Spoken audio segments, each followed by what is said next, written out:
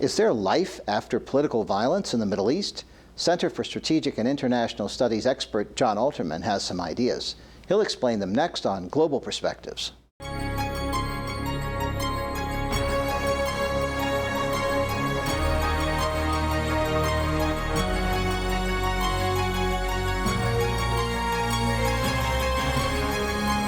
This is Global Perspectives with Pulitzer Prize-winning commentator John Bercia.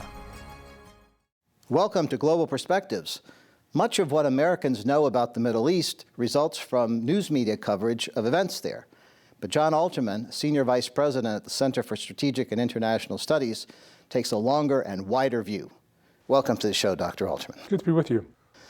What is your favorite issue in the Middle East right now? I know there's the issue of the day, which typically is Islamic State or something related to it, but what generates your interest? You know, there's so much going on, and certainly on any given day, I have no idea what's going to come over the transom.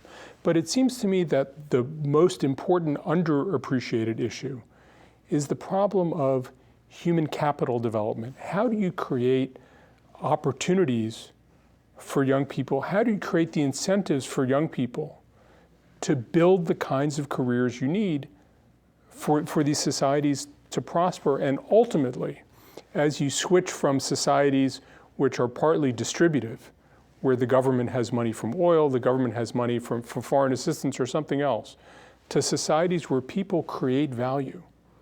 That's a really hard problem, and if the Middle East countries can't do that, can't figure that problem out, the problems we're seeing now in the Middle East are very small compared to the problems we're going to see.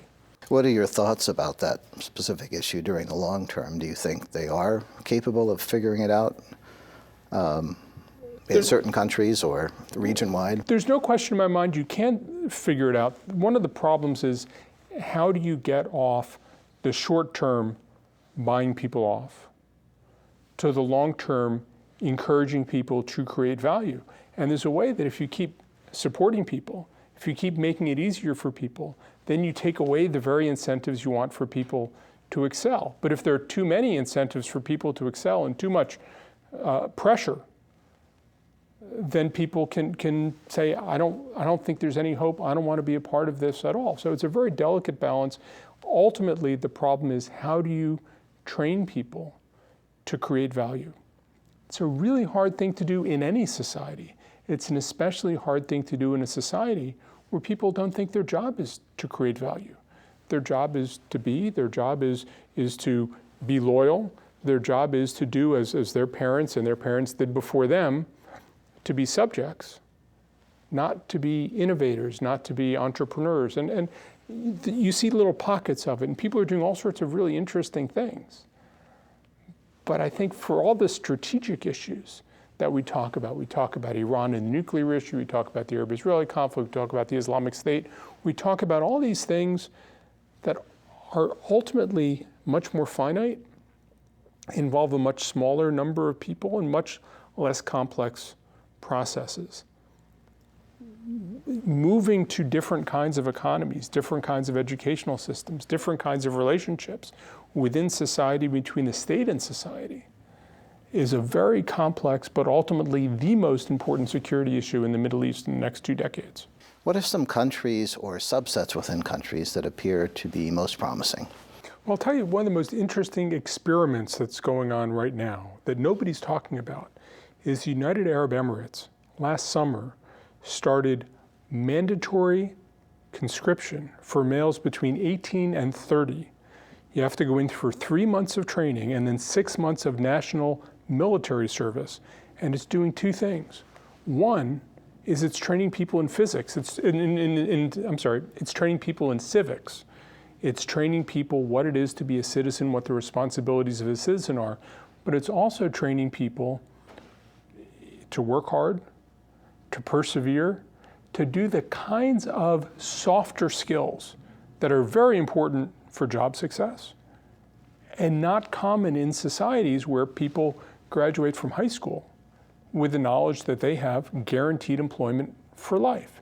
And it's not just affecting the 18-year-olds, they're reaching up into the ranks of the newly employed to try to teach the civics and to try to teach this perseverance and grit We're not seeing that in other places, but we are seeing youth employment programs in places like Saudi Arabia that are saying you have to hire more young Saudis in the private sector.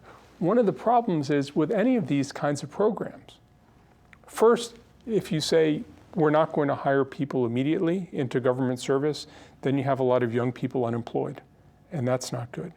But even when you say, okay, the private sector is going to hire more people, the easiest way for a hotel to hire people is not to hire people to be a manager behind the front desk. It's to hire another 6 guys to be security guards and sit and play on their phones at the gate. So you can say we're creating more jobs, but you're not creating more capacity. You're not creating more people who are creating value.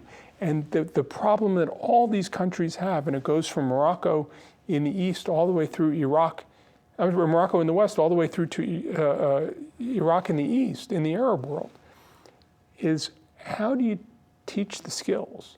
How do you create the value? How do you create the attitudes? How do you get off a culture of entitlement that is very, very pervasive in these societies, but ultimately is not going to survive into the next generation? Talk about the work ethic in these countries. How does it differ from the work ethic that's familiar to us? Well, I think that you don't really have a widespread sense of going to work at 8 in the morning and coming back from work at 5 in the afternoon. Although you have some people working very, very hard. But there's not the same regularity. There's not the same sense of professionalism all the time. I think government employment is often seen the way people perceive bureaucrats in the United States to behave, that it's an entitlement, they can't fire me, I don't really have to show up. But in many cases, government employees will have 2 or 3 jobs. And so they'll work in their government job from 8 in the morning until 2. And then they'll go home for lunch, and they'll have an afternoon job, and then they'll have an evening job, and they'll show up for their government job, and they're exhausted. And they say, well, I can't make a living, so the government job just pays me $100 a month. So I can't make a living from that. So I'm going to make a living through bribery, through facilitating, through actually doing my job. So I'm going to get funds that way. I don't think it's so much a question of laziness. It's a question that performance doesn't really get you ahead. Governments are trying to change that. Private corporations are trying to change that. You have much more entrepreneurial activity among young people. But it's not obvious how you create that culture. How you create a culture where who your father is doesn't matter. It's what you are and what you do. And there are a whole group of people who are empowered because they preserve that old system. And they're very threatened by a system which is going to evaluate people based on performance, which is not going to give them the whole patronage network, and is going to demand results. People are trying to move in that direction in lots of places, but that's a very uncertain process. Let's talk about what's happening in some of the countries of the region. I'm personally interested at the interaction of late between Egypt and Russia, for example, and the coverage of the Russian president's visit there almost looked like something you would have seen in Soviet publications during the Cold War. It was so effusive. And what do you make of that? I think each side is trying to play the other one a little bit. Ultimately, what will Russia really give to Egypt? Not clear it'll be so much. Russian technology isn't that great. The Russian economy is in trouble. The last time the Russians put billions of dollars into Egypt, they built the high dam at Aswan, and as soon as it was built, the Russians got kicked out. For all the Russian investment in Egypt in the 1950s and 60s, there didn't really seem to be a long-term residue of goodwill. There weren't a lot of Russians who married Egyptians. It was a transactional relationship. At the same time, I think Russia enjoys the idea of tweaking the United States. Egypt enjoys the idea of pointing out to Americans, who have been by far the largest aid contributor to Egypt over the last 3 decades, we have other options. So I think that part of this is directed at an American audience, both from a Russian side and an Egyptian side. My guess is ultimately the Russians aren't going to deliver as much to the Egyptians as the Egyptians would like. And the Egyptians probably think that they're a bigger prize than the Russians think they are. What do you think the Russians' long-term goals are? not just in Egypt, but in the Middle East, especially in light of their behavior regionally in recent years. It seems more aggressive, more threatening, according to some people. Well, I think the Russians want to be players. And as part of being players, they want influence in lots of places, and they want cards to play. Having a relationship with Egypt gives them cards to play. Having a presence in the Gulf gives them cards to play. Having a relationship that's maybe a little bit unpredictable with Iran gives them cards to play. What I think has become very striking with President Putin in recent years is nobody knows exactly what his game is. Nobody knows exactly what the objectives are. On the US side, not only do you put out a national security strategy, but the whole way our policy process works. Everybody always knows exactly what the US position is, exactly what the desired goals are. We can't run a system that's full of secrets as to American strategy and objectives. The Russians have a system that's predicated on nobody knowing what their objectives and strategies are. And I think what we're seeing with Egypt is President Putin trying to play that to his advantage. It's helped by the fact that both the United States and Egypt have not been able to come up with a clear concept of what either country wants the relationship to be going into the future. We've had a relationship for more than 30 years after the Camp David peace agreements, where both sides felt taken advantage of, both sides felt taken for granted. Each side thinks we need a different kind of relationship. Neither side has been able to articulate what that relationship is.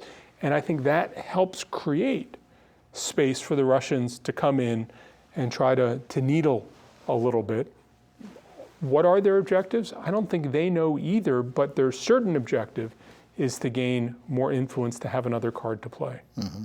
And if the pendulum should swing the other way in the U.S.-Egyptian relationship, do you think that could cause the Russians to be closed out again? I think there's probably a limit to just how close the U.S. and Egypt are going to be in the coming years. We were extraordinarily close under President Mubarak in a way that I think a lot of Egyptians concluded wasn't in Egypt's national interest. So I don't think we're going back to that level. But my guess is when everything sorts out, if we are successful in our diplomacy, we will have a closer relationship with Egypt. It will be one of Egypt's most important international relationships. And Russia will remain peripheral. People will try to use it both on the Russian side and the Egyptian side. I cannot imagine a circumstance over the next 10 years where Egypt will, on the one hand, be strengthening, and then on the other hand, have a stronger relationship with Russia than it has with the United States. If Egypt begins to slide downward, if Egypt begins to have all kinds of internal tensions, the economy collapses, under those circumstances, I can imagine that Russia has a closer relationship with Egypt than the United States. But that's not a good situation for Egypt, and Egyptians shouldn't want that. Mm-hmm. You mentioned Camp David. We had a successful period of peacemaking in the late 1970s and again in the first half of the 1990s. Is it futile to talk about peace even as a long-term goal now, given all the disruption that's taking place in the region? Well, peace is the goal. The problem is that Palestinians and Israelis have come to conclude that not only do they not have a partner to achieve that goal, but making an agreement wouldn't actually bring peace. That you can certainly get an agreement. The other side will let you give things up. They will pocket concessions. But what they won't give is peace at the end of the day. Each side thinks that ultimately time is on its side. And under those circumstances, it's not a diplomatic problem, it's a political problem. The political problem is that I think there's a strong consensus on both sides of this conflict that making an agreement won't lead you closer to peace, it'll lead you farther away. And until that calculation can be changed, which is partly about politics and partly about leadership, I think it's going to be extraordinarily hard to achieve any sort of diplomatic breakthrough. If the intention of the diplomacy is to change the politics, then I think you have a shot. But if the idea is that we're just going to make the diplomacy work and then the political leaders will sell it to their own populations, I think the political leaders will continue to respond to the populations and not lead them. What is the value of the peace agreements that are already in place?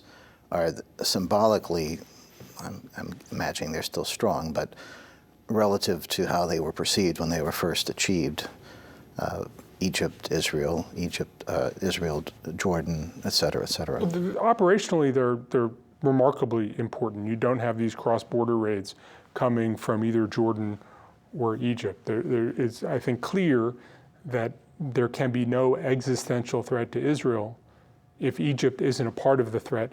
And Egypt and Israel strategically see very much eye to eye on a whole range of security issues in the Middle East, including the Muslim Brotherhood, including on terrorism in Sinai.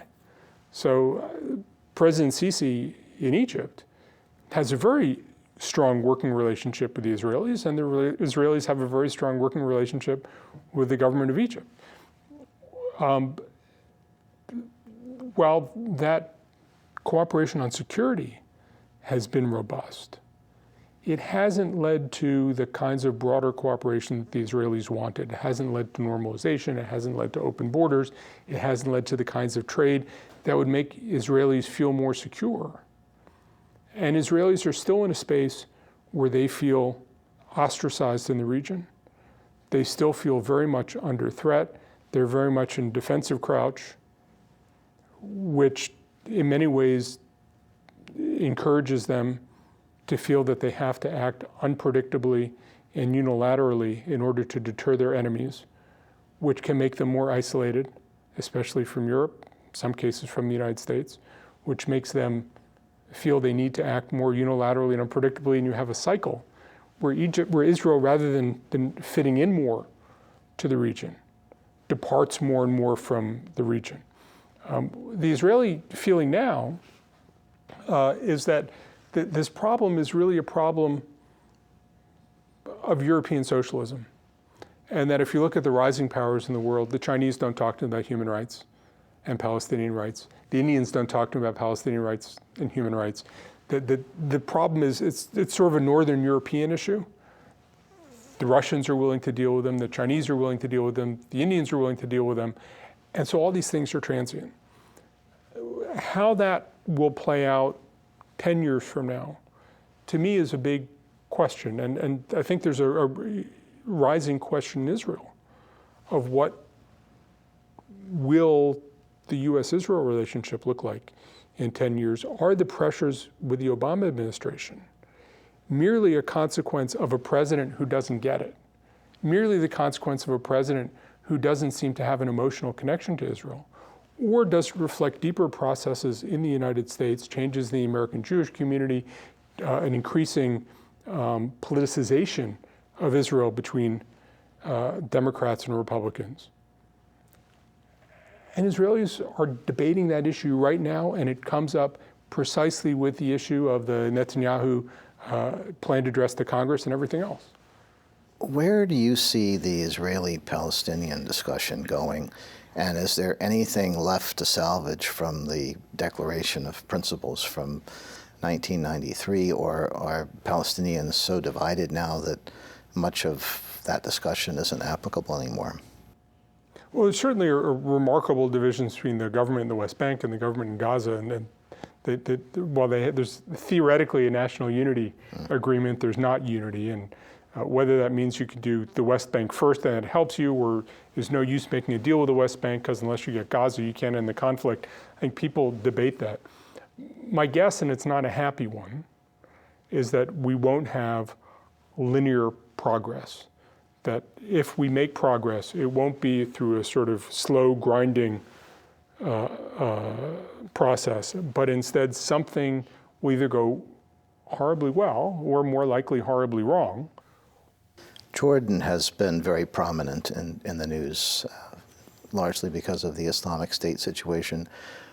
We historically have not heard that much about Jordan in terms of being front and center. Usually it seems to be a facilitator, doesn't want to grab headlines, but now it's doing that. Do you sense that there is a willingness to go the distance with Islamic State and live up to some of the statements that have been made following the killing of the Jordanian pilot? Well, the video showing the murder of the Jordanian pilot was mostly directed against Jordan. It was an indictment of Jordan, indictment of the Jordanian leadership for being in cahoots with the Crusader forces and the United States and everybody else. They took this very personally. They are using this as a way to try to bring the tribes that are very important in Jordanian security matters on board with the government against ISIS, which is aligning with some of the tribes in Iraq and Syria. Some of those tribes, of course, cross the border between all three countries. I think you've always had a Jordanian king who's wanted to mix it up. King Abdullah used to be the commander of the special forces. He's a Black Hawk pilot. He spends one day of every week out with the troops in the field. He cares about doing this, and he sees this as something that gets him out from behind a desk and doing something that really matters.